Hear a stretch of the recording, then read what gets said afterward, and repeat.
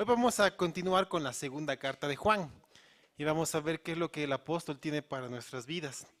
Y mientras buscan la segunda carta de Juan, les pido que me acompañen en oración. Oremos, hermanos. Padre bueno, nos presentamos delante de ti. Yo me presento delante de ti con temor y temblor de predicar tu palabra, Señor. Te ruego que cuanto hoy se comparta sea de edificación, sea para levantar a los hermanos, sea para poder ayudarlos a crecer a través de tu Espíritu Santo. Te pido, Señor, que seas tú dando palabra de gracia, entendimiento, abriendo nuestro corazón, abriendo nuestra mente, abriendo nuestro ser completo para recibir y tomar lo que tú nos vas a dar esta mañana. Pido tu gracia, Señor, para comunicarla con amor, con denuedo, y sobre todo que tu Espíritu Santo sea el que hable y nos enseñe lo que tienes para nosotros en esta mañana. En nombre de Jesús, amén. La prédica de hoy es como arrancar una curita, bueno, más que una curita, una gasa cuando estamos con el suero. A algunos les ha pasado que están con el suero y, bueno, toca arrancar la gasa que es bastante gruesa y es un tanto doloroso. Pero una vez que pasa eso y sacan el suero es un alivio que uno siente. Algo así es la prédica de esta mañana, pero tiene un sentido de ayudarnos a entender qué es lo que Dios tiene para nuestra vida, en la transformación que Él está haciendo en nosotros, en cada uno de los que estamos acá reunidos, cada uno de los que son parte de la iglesia, y de manera individual para que podamos entender de una manera muy distinta la obra del Señor a través de las Escrituras. La prédica de hoy lleva por título Cuando la verdad y el amor duelen, pero sanan.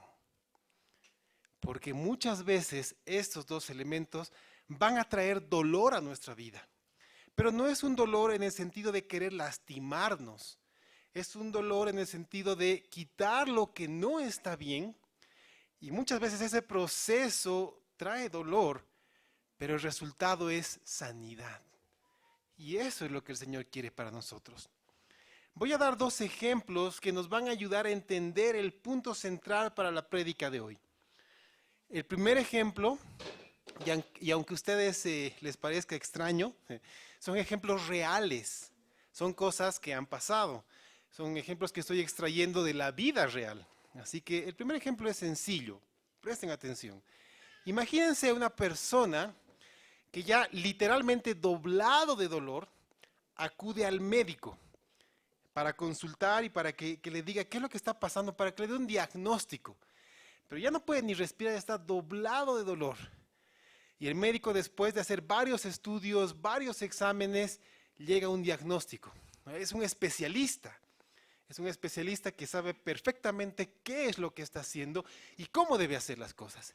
Entonces le dice al paciente: señor, usted tiene muy inflamada, no sé, por decir, la vesícula.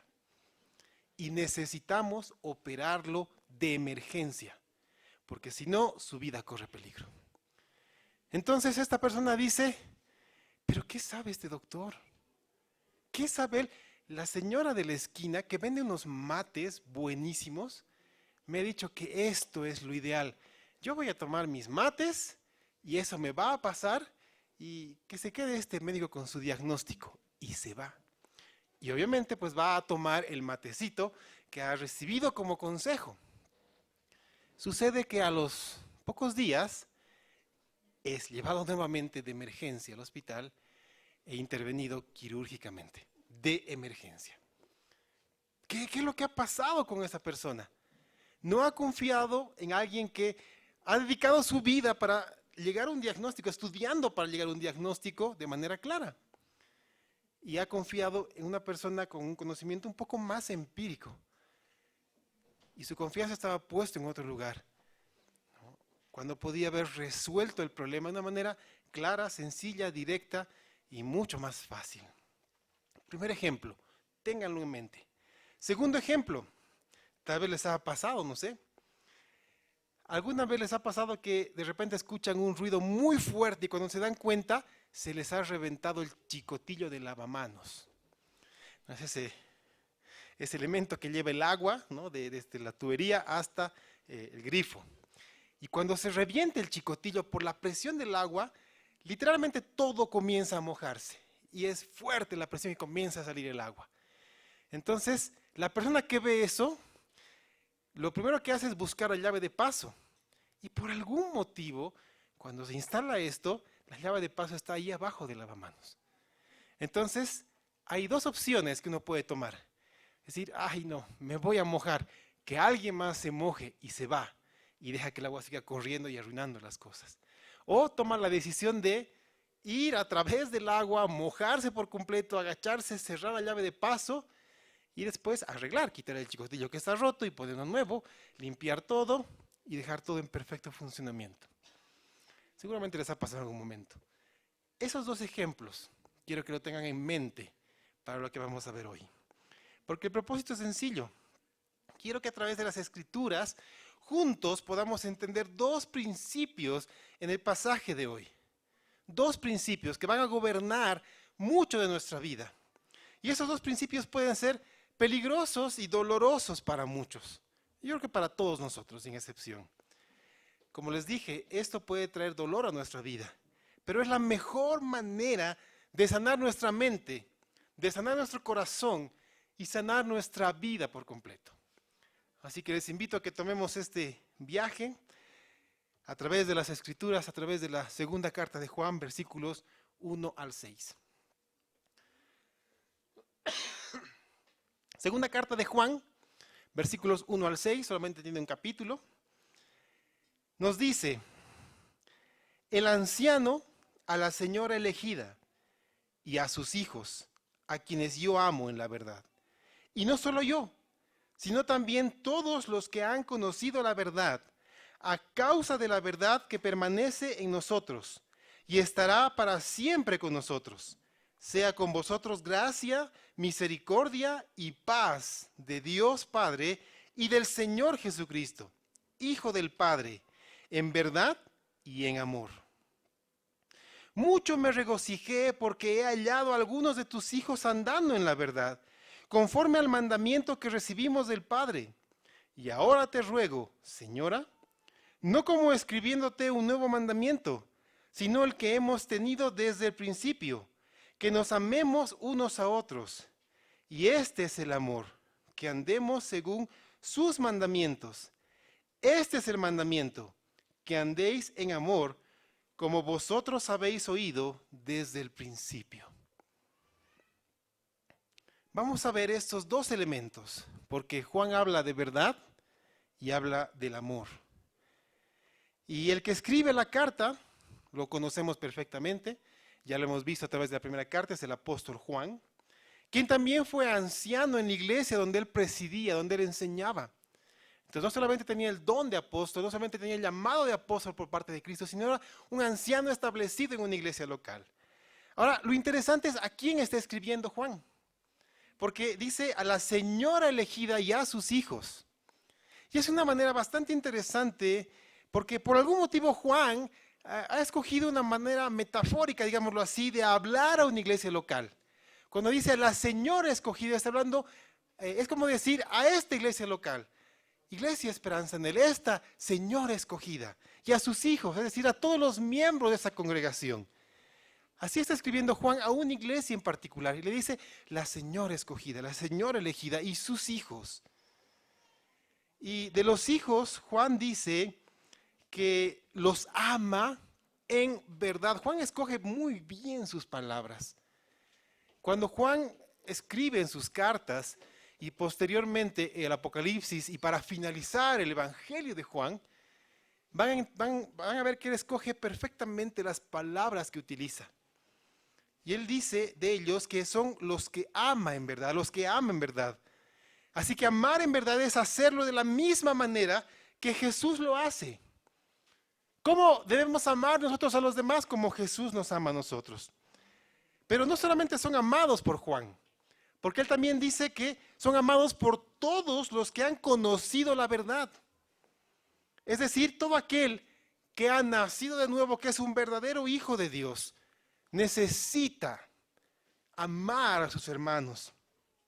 Y aquí quiero darles un primer principio, que debemos comprenderlo, Eso va a enriquecer los dos elementos que vamos a ver, amor y verdad, pero eso va a enriquecer a esto. Y atentos con esto, porque quien ama a Cristo también debe amar a la iglesia de Cristo como Él lo hace. ¿Cuántas veces hemos escuchado a gente que dice, no, yo tengo una relación hermosa con el Señor, pero no quiero saber de los hermanos en la iglesia? Y eso es un engaño que el enemigo va metiendo al corazón. Porque no podemos decir que amamos a Cristo si no amamos también a nuestros hermanos en la iglesia. Cualquiera sea la relación que tengamos con ellos. Si es cercana, si es lejana, no importa, debemos amar como el Señor lo hace. Así que quien ama a Cristo necesariamente debe amar también a su iglesia. Porque Cristo pagó con su vida por la iglesia, por nosotros. Y Juan también dice en el Evangelio, Juan 13:34, un mandamiento nuevo os doy, porque es lo que Cristo dijo. Un mandamiento nuevo os doy, que os améis unos a otros como yo os he amado, que también os améis unos a otros. Es un mandato por parte de Cristo. Así que necesariamente quien dice amar a Cristo debe amar a sus hermanos. Y la causa de este amor grande y común entre los creyentes es debido a un elemento que Juan dice, la verdad, pero la verdad que permanece en cada uno de ellos. Esta verdad que debe permanecer en nosotros. Y por la palabra sabemos que Cristo es la verdad. Y por la misma palabra sabemos que esta verdad se ha manifestado a lo largo de las Escrituras. Lo dijimos varias veces, hoy lo repetimos. Queremos conocer a Dios, hagámoslo a través de Cristo, quien es la imagen de Dios Padre. Queremos conocer a Cristo, hagámoslo a través de las Escrituras, que es la revelación que Dios nos ha dado para conocer todo acerca de Él. Ese es el camino, no hay otro camino. El camino para llegar al Padre es Cristo. El camino para conocer a Cristo es por las Escrituras. Y acá tenemos otra gran verdad que va a enriquecer lo que estamos viendo. Quien ama a Cristo debe amar también su palabra, porque su palabra es verdad absoluta y definitiva. Así que si decimos amar a Cristo, necesariamente debemos amar a su iglesia y su palabra. Porque en su iglesia es donde convivimos con nuestros hermanos en Cristo. A través de la Biblia donde recibimos la palabra que el Señor nos ha entregado. Y necesitamos hacerlo. Así que verdad y amor están perfectamente unidos en armonía. Conviven juntos la verdad y el amor. Por eso es necesario que la verdad no elimine o anule al amor. Pero tampoco podemos permitir que el amor humanista que hoy en día se está enseñando tergiverse o deje de lado la verdad. Quiero entrar de lleno a esto, porque quien puede ser bendecido como cristiano es aquel que vive en verdad y en amor, y esos dos son indisolubles. Hermanos, quiero que juntos podamos profundizar en el primer principio, la verdad.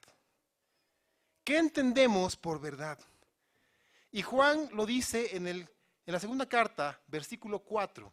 Y leamos con cuidado porque Juan está alabando a esta iglesia a la que está escribiendo. Le dice, mucho me regocijé porque he hallado a algunos de tus hijos andando en la verdad, conforme al mandamiento que recibimos del Padre. ¿Saben? Para mí sería como un deseo, un anhelo personal que Juan pueda decir lo mismo de esta iglesia local. Que Juan pueda decir, he visto esta iglesia y he visto que sus hijos andan en la verdad. Ese sería un gozo cumplido. Yo creo que todos necesitamos comenzar a perseguir la verdad. Porque Juan está mostrando un gozo muy grande. Y es un gozo, ¿por qué? Porque ha hallado a los hijos de la elegida andando en verdad. La traducción no es mala, pero puede ser mucho, mucho mejor. Porque en realidad una traducción mucho más llana sería, he hallado a tus hijos en la verdad, caminando en la verdad. Porque si leemos en la Reina Valera puede dar la impresión de que solamente algunos están andando en la verdad. Pero en realidad lo que Juan dice es, todos los hijos de esta congregación, de esta iglesia local, de esta señora escogida, están andando en la verdad, porque han recibido esta verdad. ¿Sabes qué quiere decir esto? Que Juan entiende que este pueblo tiene vidas ejemplares, porque sus vidas están ajustadas a la palabra del Señor. Sus vidas han engranado con la palabra del Señor de tal manera que cuanto hacen, lo hacen en el poder del Espíritu y para la gloria del Señor. ¿Saben por qué? Porque conocen la palabra, porque creen la palabra, porque obedecen la palabra. Todo gira en base a esto. La verdad la encontramos en la palabra, en las Escrituras. No vas a encontrar verdad absoluta fuera de las Escrituras. Como creyentes, tú y yo, tenemos un llamado y necesitamos hacer hoy un compromiso delante del Señor de guardar las Escrituras.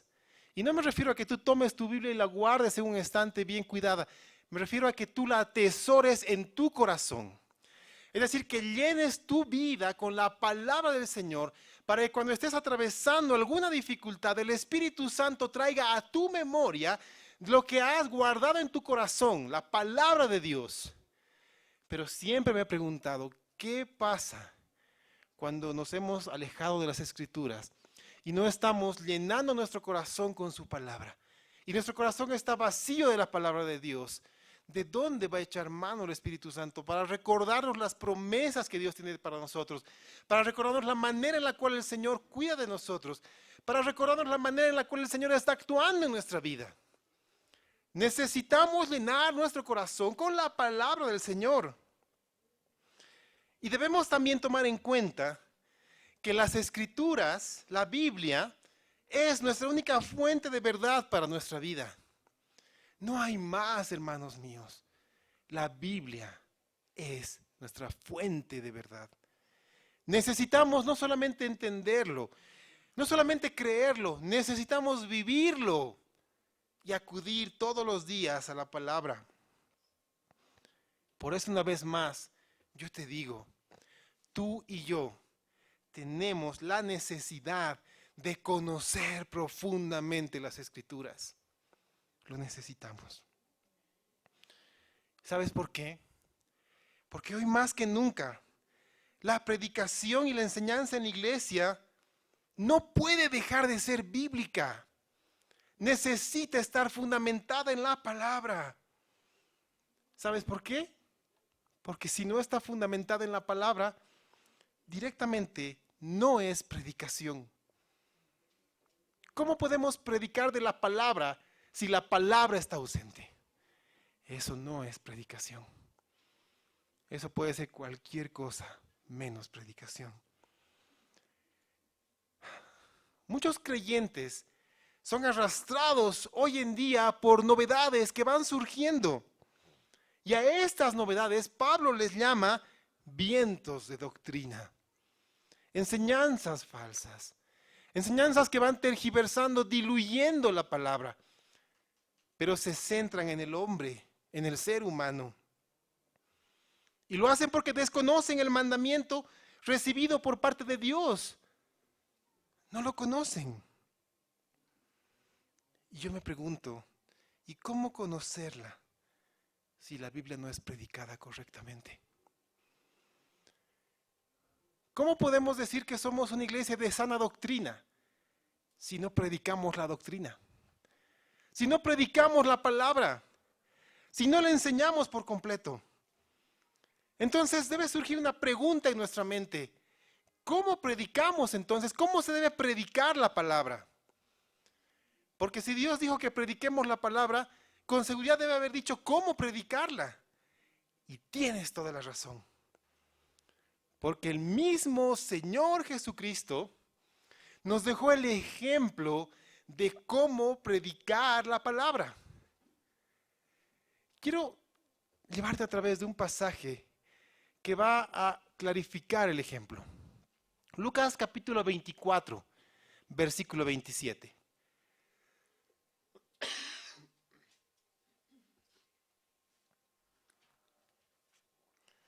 Lucas 24, 27. Yo te animo que en tu casa puedas leer por completo este pasaje, porque es el momento en el cual Jesús, ya resucitado, se encuentra con sus discípulos camino de Emaús, con dos de sus discípulos. Estos discípulos iban discutiendo entre sí lo que había sucedido. Ellos habían visto que Cristo había sido crucificado, había muerto, había sido sepultado. Y estaban volviendo de Jerusalén camino a Emaús y se encuentran con un forastero. No los reconocieron, era Jesús ya resucitado. No los reconocieron y comenzaron a dialogar con él. Y después de haber dialogado con él, el versículo 27 es muy claro, porque Jesús les comienza a enseñar, les comienza a declarar, les comienza a hablar de lo que había acontecido, porque ellos no estaban entendiendo lo que había pasado. Y dice este versículo, y comenzando desde Moisés y siguiendo por todos los profetas, les declaraba en todas las escrituras lo que de él decían. ¿Sabes? La Biblia del pueblo de Jerusalén no tiene el orden que tenemos nosotros en el Antiguo Testamento. Tiene un orden diferente. Es muy diferente el orden en el cual ellos han recopilado los libros del Antiguo Testamento. Así que cuando dice, comenzando desde Moisés y siguiendo por los profetas, es lo que hoy en día nosotros podríamos decir desde Génesis a Apocalipsis. Entonces, desde el principio a fin, desde el primer libro de la Biblia hasta el último libro de la Biblia. Eso es lo que está diciendo el autor. Desde el primer libro del Antiguo Testamento hasta el último libro del Antiguo Testamento, Jesús les declaraba en todas las escrituras lo que de él decían. Este es el ejemplo que Jesús nos dejó.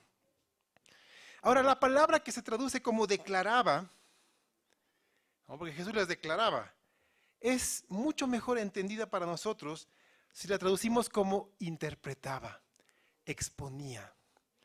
Es decir, que Jesús, a través de Moisés a los profetas y en todas las escrituras, les interpretaba lo que Moisés, lo que los profetas, lo que los escritos decían de él. Les exponía lo que los profetas, lo que Moisés, lo que todos los escritos decían de Jesús. Es decir, les abría las escrituras y les enseñaba de manera clara, esto es lo que los profetas decían de mí, esto es lo que los profetas enseñaban de Cristo, esto es lo que los profetas enseñaban de su muerte, de su resurrección, de todo lo que pasaría. Y les enseñaba con autoridad y con amor. Eso es lo que el Señor hizo. Jesús dejó el ejemplo de cómo predicar bíblicamente. Ahora yo quiero sumar a esto el mandato que el mismo Señor dejó a través de Pablo.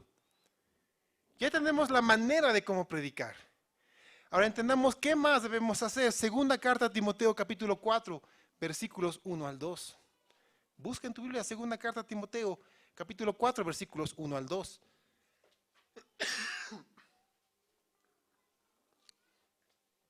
Porque este es el mandato que Dios dio a Timoteo a través de su padre espiritual, Pablo, poco antes de morir.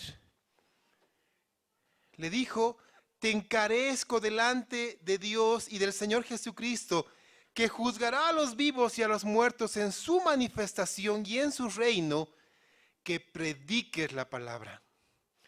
Que instes a tiempo y fuera de tiempo, redarguye, reprende, exhorta con toda paciencia y doctrina.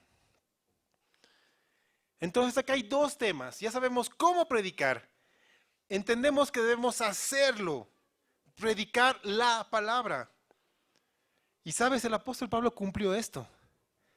Lo cumplió a cabalidad. Porque Hechos 20:27 relata de él.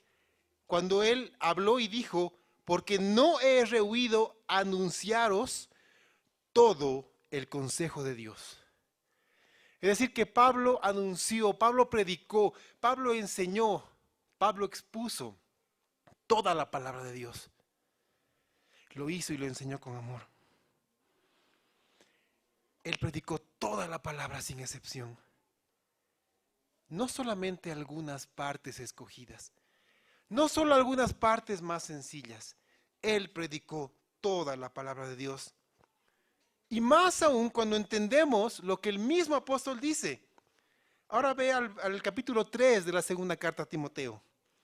Segunda carta a Timoteo, capítulo 3, versículos 16 al 17. Seguramente lo conocemos. Conoces el pasaje. Dice: toda la escritura es inspirada por Dios y útil para enseñar, para redarguir, para corregir, para instruir en justicia, a fin de que el hombre de Dios sea perfecto, enteramente preparado para toda buena obra. ¿Te das cuenta? Toda la escritura sirve para preparar a nosotros para toda buena obra. Cuando dice toda buena obra, está hablando absolutamente de todo. Cualquier circunstancia en tu vida, puedes salir adelante con la palabra del Señor. Cualquier cosa que estés pasando, puedes llevarlo a la palabra del Señor y ser edificado. Cualquier dolor, cualquier angustia, cualquier pesar, cualquier dolencia que tú tengas, puedes acudir a las Escrituras y ser levantado por el Señor, ser sanado por Él, ser alentado y esforzado por Dios. Pero solamente es a través de las Escrituras. Ahora, si el apóstol Pablo predicó toda la palabra, y no solamente predicó toda la palabra, mandó a hacerlo. ¿Te has preguntado alguna vez por qué Pablo mandó a predicar toda la palabra? La respuesta es sencilla. Porque Pablo conocía el poder de la palabra. Por eso él dice: no me avergüenzo del evangelio, porque es poder de Dios. Entonces, si él no solamente predicó y mandó a predicar toda la palabra, y el mismo Señor Jesucristo puso el ejemplo de cómo hacerlo, la pregunta que hoy hago a la iglesia en general es: ¿quiénes somos nosotros para no exponer su palabra versículo a versículo? Y muchos pastores han respondido con celo, predicando la palabra de Dios. Hermanos, sé que hay muchos vientos de doctrina, pero también existen hombres dedicados a estudiar la palabra, a predicarla con amor y con denuedo. Así que yo puedo llegar a la conclusión de que la manera más sublime, eficaz y eficiente, porque acá hay dos palabras: eficaz y eficiente. ¿Por qué esas dos palabras? Si yo tengo un dolor de estómago, puedo tomar una pastilla que me haga pasar el dolor de estómago, ¿no? ¿Esa pastilla es eficaz? Bueno, claro que sí, porque hace pasar el dolor de estómago. Pero solamente es eficiente cuando la tomo. Porque no me sirve que sea eficaz si no la tomo. Puede ser muy eficaz, pero solamente será eficiente cuando la tomo. Es lo mismo con nosotros. Sabemos que la palabra de Dios es poderosa. Sabemos que la palabra de Dios es eficaz, pero necesitamos hacerla eficiente en nuestra vida al llenar nuestro corazón con ella. Así que la mejor manera de predicar la palabra de Dios es exponer las Escrituras versículo a versículo. El Señor Jesús lo hizo. ¿Y sabes por qué esta es la mejor manera? Por el resultado que producen las personas. La predicación versículo a versículo produce en las personas un resultado tan grande y tan sublime que incluso está registrado en las Escrituras. Volvamos al pasaje del camino de Emaús, Lucas 24. El Señor les exponía lo que de Él decían el Antiguo Testamento. Y ustedes saben que después entró a cenar con estos hombres. Y cuando el Señor bendijo la comida, ellos se dieron en cuenta que allí estaba Jesús, y el Señor desapareció de medio de ellos. Y ellos corrieron a avisar esto a los demás discípulos. Y lo que dice el versículo 32 es algo que debemos tomar en cuenta. Lucas 24, 32. Escuchen. Y se decían el uno al otro. Esta pregunta es hermosa. ¿No ardía nuestro corazón en nosotros mientras nos hablaba en el camino y cuando nos abría las escrituras? Wow, estos hombres dicen, mi corazón ardía.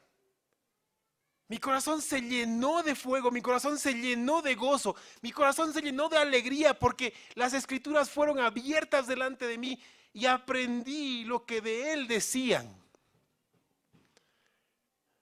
Eso es lo que la palabra hace en nosotros. Llega a tal punto que ese ardor, ese fuego, derrite hasta el corazón más duro, más frío, y lo lleva a los pies de Cristo. Ahora, si esto es así, como el Señor dice, ¿te has preguntado? Yo lo he hecho. Yo me pregunté a mí mismo y dije, si esta es la manera más eficiente de predicar la palabra, si esta es la manera más eficaz de predicar la palabra, ¿por qué es la menos querida y la menos aceptada? Cuando los pastores, los predicadores comienzan a predicar expositivamente, versículo a versículo, la palabra de Dios, es la menos querida y la más rechazada. ¿Por qué? ¿Por qué? ¿Qué sucede? La respuesta es muy triste.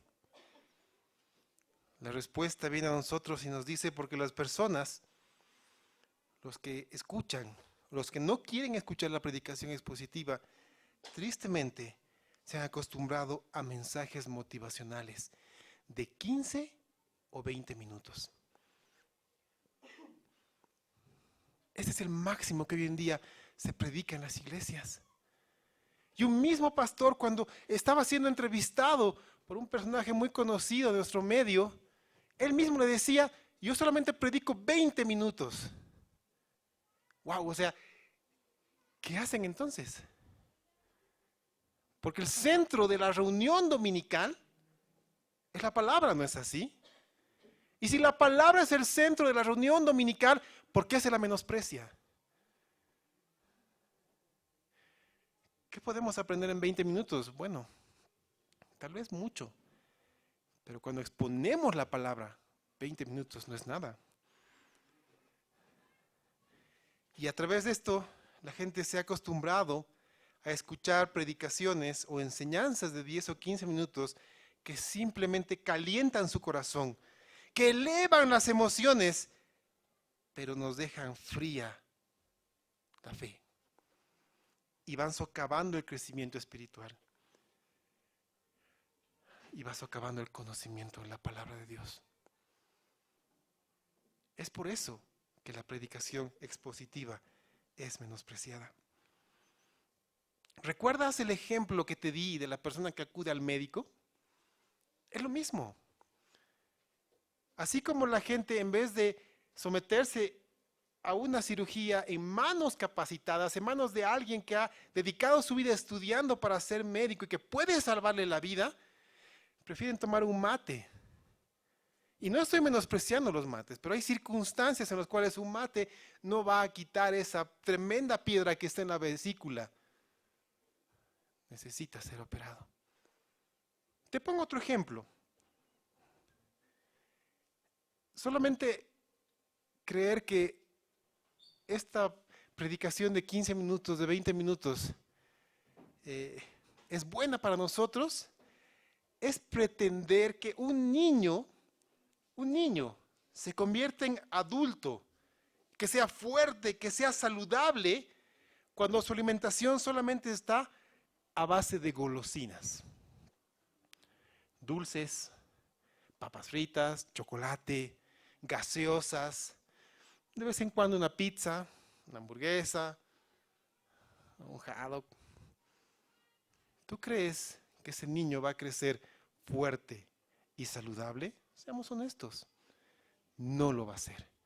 Va a tener grandes deficiencias en su ser.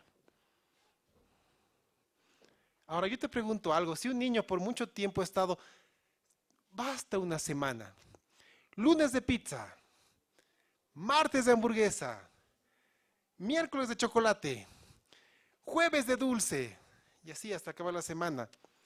Y tú de repente el lunes le dices, lunes de sopa de verdura. ¿Qué crees que va a hacer el niño? Ahí va a decir, mamita, qué rica tu sopita de verdura. Mira ese tomatito que está en la sopa, mira ese zapallito flotando, me lo voy a comer ahorita. ¿Tú crees que va a pasar eso? ¿Qué va a hacer el niño? Va a hacer berrinche, se va a quejar, se va a enojar e incluso puede preferir no comer esta comida saludable. Va a decir, no, no voy a comer mi sopa y se queda ahí. ¿Por qué? Porque se ha acostumbrado a una comida que no es sana. Se ha acostumbrado a las golosinas. Lo mismo sucede en la iglesia, en el pueblo de Dios. La gente se ha acostumbrado a una predicación diluida y light. Y me trae pesar decir esto. Me trae mucho pesar.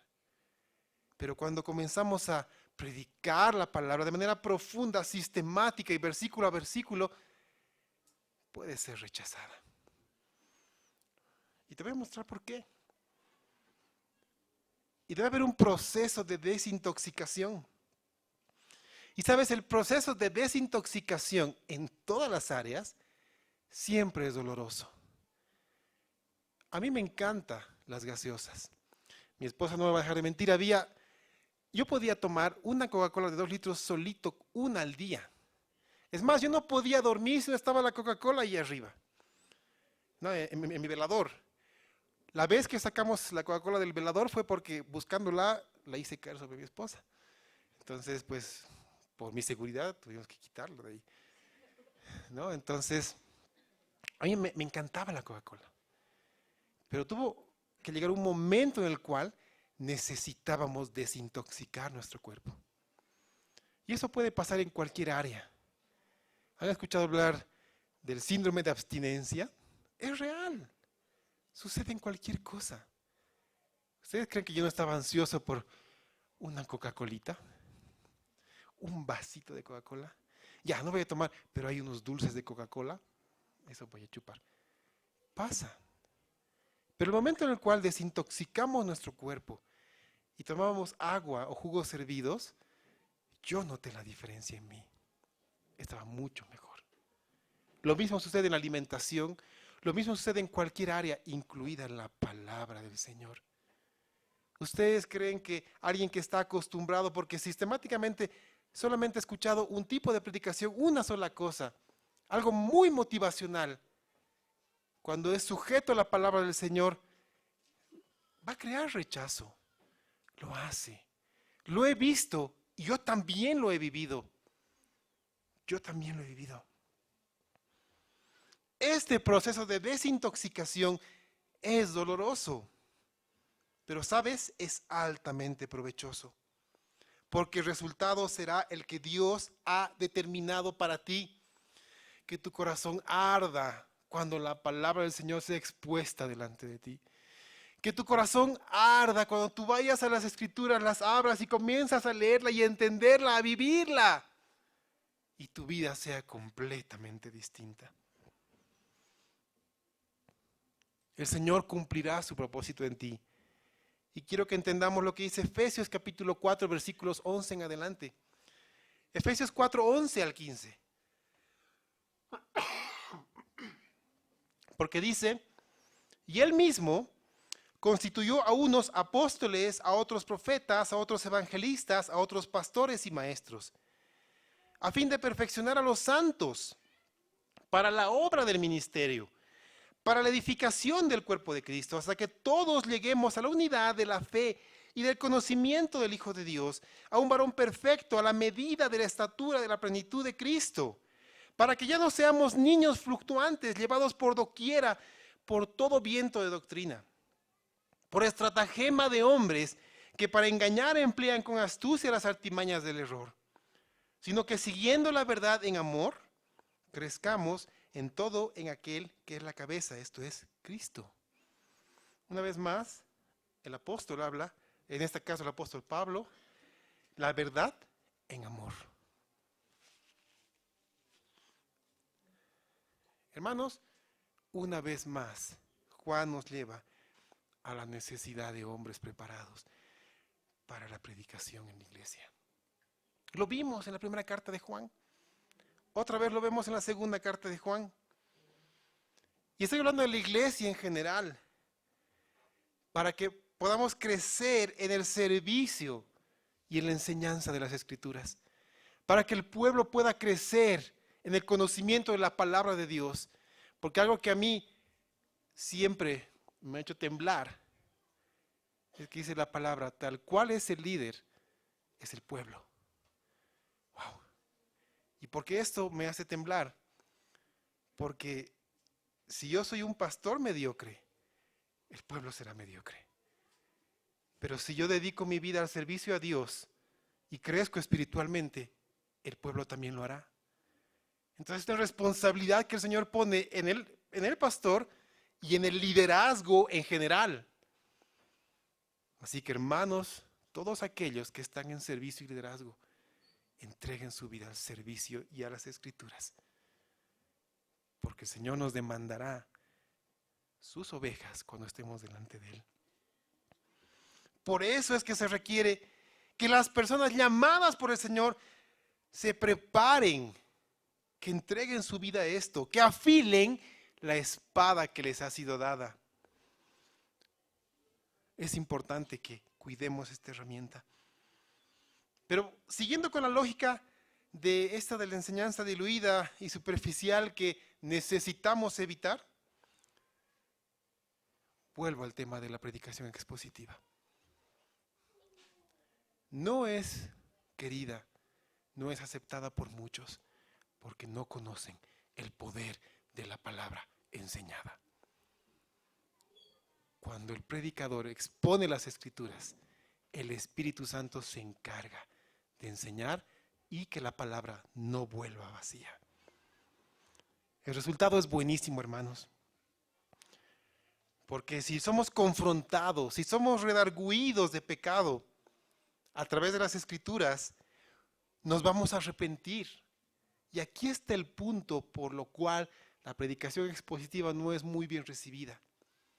Yo me pongo en el lugar de las personas que son constantemente expuestas a predicaciones que son las que se conocen como las light, ¿no? Las que te animan, es decir, tú eres un campeón, tú eres un capísimo, tú puedes, pacta con el Señor y Él te va a sacar de tus problemas y cosas así. Constantemente están sujetos a ese tipo de cosas. Cuando le dices, esto es pecado, me estás atacando. ¿A quién le gusta ser confrontado con su pecado? A mí no me gusta, hermanos. A mí no me gusta, ¿saben por qué? Porque eso muestra que soy un pecador y que necesito de Cristo. Y que sin Él no soy nada. ¿A quién le gusta? A nadie. Entonces la predicación expositiva hace eso. Nos confronta con nuestro pecado, nos muestra qué debemos cambiar, qué debemos abrazar y qué debemos dejar de perseguir. El resultado es buenísimo, porque si somos confrontados, seremos redarguidos, es decir, convencidos de que hemos pecado. Y eso nos llevará a arrepentirnos, y eso nos llevará a dejar nuestro pecado y a ser conformados más y más a la imagen de Cristo y a llenar nuestro corazón con palabra del Señor, para que cuando llegue el momento de que pasemos la prueba, el Espíritu Santo traiga memoria de lo que hay en nuestro corazón y vayamos de victoria en victoria en Cristo Jesús para la gloria de Dios. Y nada ni nadie nos podrá alejar del amor que es en Cristo Jesús, porque somos más que vencedores, porque Él nos amó y Él cuida de nosotros. Necesitamos hacer esto, hermanos. Yo quiero pedirles que oremos por hombres con el don y el llamado para preparar su vida de manera correcta en conocer las Escrituras, en exponerlas y en edificar al pueblo de Dios. Oremos. Oremos por el liderazgo que el Señor ha puesto en esta iglesia. Oren por mí, oren por Alonso, por Franklin, por el hermano Gonzalo. Oren por nosotros, porque el Señor nos está preparando para lo que viene más adelante. Y oren porque el Señor añada aún más hombres de fe para que el liderazgo continúe creciendo conforme el pueblo crece. Pero también oremos porque el pueblo esté dispuesto a dejar ese alimento rancio y fermentado que hoy en día abunda en todas partes y abracemos ese alimento saludable, nutritivo y beneficioso para nuestra vida. Necesitamos hacerlo. Hay un principio más en el cual necesito entrar, pero lo vamos a hacer el siguiente domingo que me toque predicar. Hoy quiero que nos quedemos con el principio de la verdad. Porque les he dado 2 ejemplos al principio, lo de la verdad y el amor. Pero hoy vamos a quedarnos con las Escrituras, con la verdad. Que quede esto resonando en nuestro corazón y que sea claro. Porque hay una cosa arraigada, y con esto concluye, una cosa arraigada con la que es difícil luchar. Pero saben, no es imposible. Y esta cosa que se ha arraigado es mala enseñanza de gente que se hace llamar, qué sé yo, predicador, pastor, profeta, apóstol, lo que quieran. No importa. Pero esta mala enseñanza se ha arraigado tanto en el corazón de las personas que es difícil luchar contra esto, pero no es imposible. Es difícil, porque primero se necesita dar un paso que nos lleve a aceptar que por mucho tiempo, incluso años, nos hemos alimentado de comida no saludable y estamos débiles espiritualmente. Dar este paso es doloroso, porque es aceptar nuestra condición y nuestra situación. El segundo paso es pasar por ese proceso de desintoxicación que les he hablado, de dejar este alimento que no nos hace bien y tomar el alimento saludable. Cuesta, porque al principio muchas de las cosas que creíamos que eran ciertas, cuando son confrontadas por la palabra del Señor bien expuesta y predicada, nos damos cuenta que habíamos creído en humo, en cosas que son vanas. Y esto duele, es doloroso. Pero el tercer paso es perseverar en la sana doctrina, mediante el estudio de las Escrituras y el discernimiento espiritual de qué es lo correcto y qué no. El resultado serán muy buenos. Yo quiero darte solamente 2. Tu corazón arderá como esos 2 hombres que camino de Emaús escucharon del propio Señor Jesucristo, cómo las Escrituras eran expuestas y enseñadas de lo que decían de Él. Pero también se cumplirá el anhelo del apóstol Juan, que nos dejó en el versículo 3 de la segunda carta que hemos leído. Dice, sea con vosotros gracia, misericordia y paz de Dios Padre y del Señor Jesucristo, Hijo del Padre, en verdad y en amor. Y ese es mi anhelo hoy para todos nosotros. Que sea con nosotros gracia, misericordia y la paz del Señor. Hermanos, mi anhelo es que la palabra no solamente abunde, sino sobreabunde en esta congregación. Y sobreabunde en el corazón de todos ustedes. Y que todos seamos preparados por la palabra del Señor para toda buena obra en cualquier circunstancia. Amén. Pónganse de pie, vamos a orar.